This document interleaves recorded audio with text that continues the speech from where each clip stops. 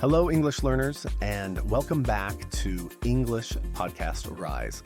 I am James, and I am truly pleased to have you joining us today.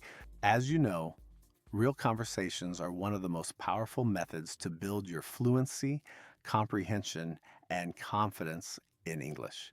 Today's episode presents a serious, real-life conversation between James and Catherine at the airport, a common situation for many travelers.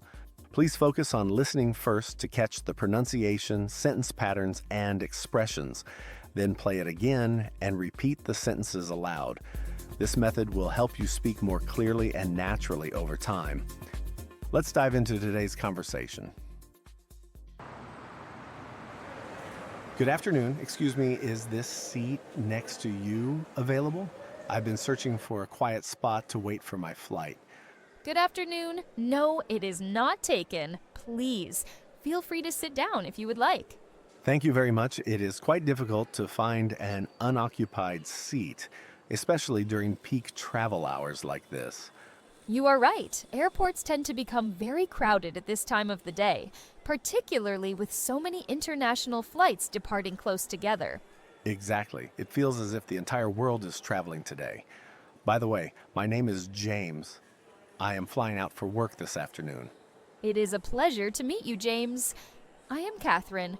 I am actually traveling for personal reasons, a short vacation that I have been planning for a while. That sounds wonderful. It is always refreshing to step away from the daily routine for a while. May I ask, where are you heading? I am traveling to Madrid. I have enrolled in a 2-week cultural immersion program focusing on Spanish history, art, and language. It is something I have been passionate about for a long time. That sounds like an incredibly enriching experience. Yep. I believe that immersing yourself fully in a different culture teaches you lessons you simply cannot learn from books alone. I could not agree more. Experiencing the culture firsthand, speaking with locals, and understanding the nuances of daily life provides a perspective that no textbook can offer. Absolutely. I wish I had more time for trips like that. Lately, my schedule has been dominated by work commitments, mostly conferences and training seminars. That is understandable. Sometimes professional responsibilities demand the majority of our attention, leaving little time for personal growth or exploration. Yes, but I hope to find a better balance in the near future. True. Life should not be entirely about deadlines and meetings. That is very true. Making time for personal fulfillment is just as important as achieving professional goals. If you do not mind me asking, is it your first visit to Madrid? No, I visited once before, but it was a very short trip. This time, I intend to explore more deeply, visiting local museums, historical sites, and participating in community events to truly connect with the culture. That sounds like an excellent plan. It is admirable that you are not just visiting the major tourist attractions, but seeking a deeper understanding of the local way of life. Thank you. I believe that real travel is not about collecting photographs, but about collecting meaningful experiences. Well said. Speaking of experiences, do you have any specific places you are particularly excited about visiting in Madrid? I am especially looking forward to spending time at El Prado Museum and also visiting some lesser-known historical neighborhoods where I can experience the traditional side of the city without the crowds. That sounds like a very well thought out itinerary. When travelers take the time to venture beyond the surface, they often discover the most rewarding aspects of a destination. Exactly. And what about you? Will you have any free time during your trip to explore? Or will it be all business? Unfortunately, my schedule is quite full. However, I do hope to set aside a few hours one evening to at least walk through the city center and get a sense of the local atmosphere. Even a brief walk can leave a lasting impression. Sometimes the simplest experiences, a local cafe, a quiet plaza, remain in our memory longer than grand monuments. Absolutely. It is fascinating how even brief exposure to a new environment can broaden your perspective and refresh your mind, particularly after a long series of meetings or professional engagements. I completely agree.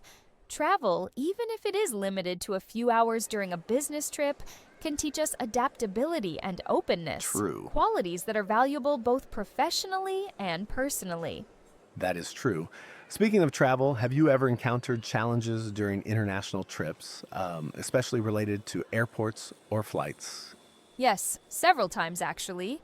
Delays, sudden gate changes, and miscommunication at customs are fairly common. Yeah. That is why I always recommend arriving at the airport well in advance and double checking flight information regularly through the airline's official channels.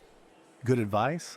I have also learned, sometimes the hard way, that relying solely on airport announcements can be risky, especially when the sound systems are not very clear or when announcements are made in multiple languages simultaneously.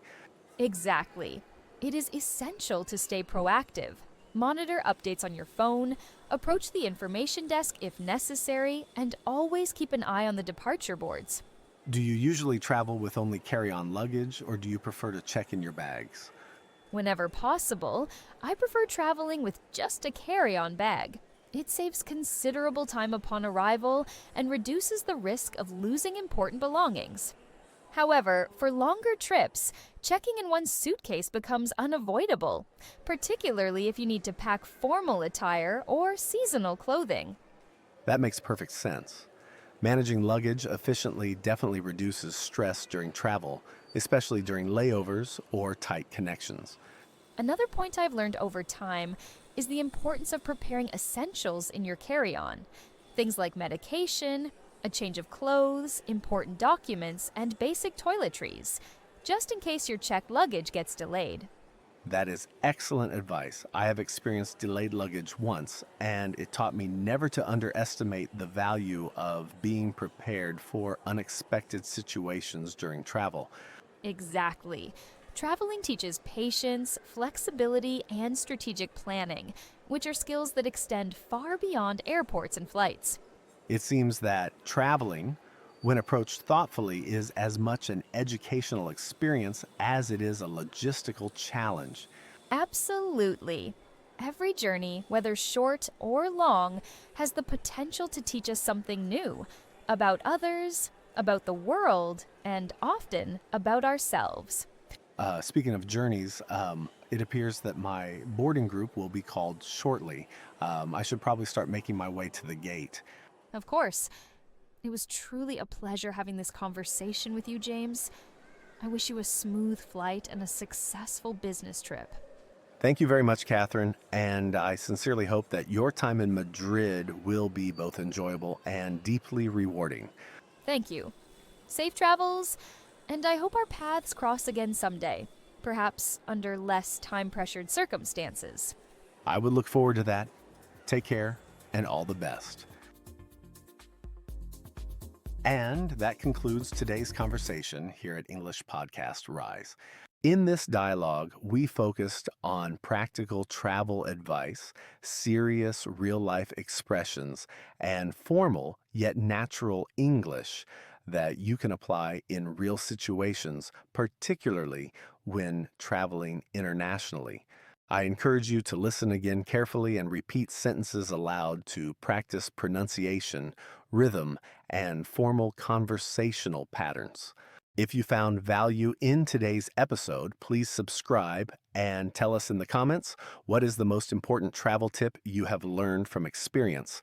Thank you for listening, and until next time, keep practicing and keep rising. Goodbye, everyone.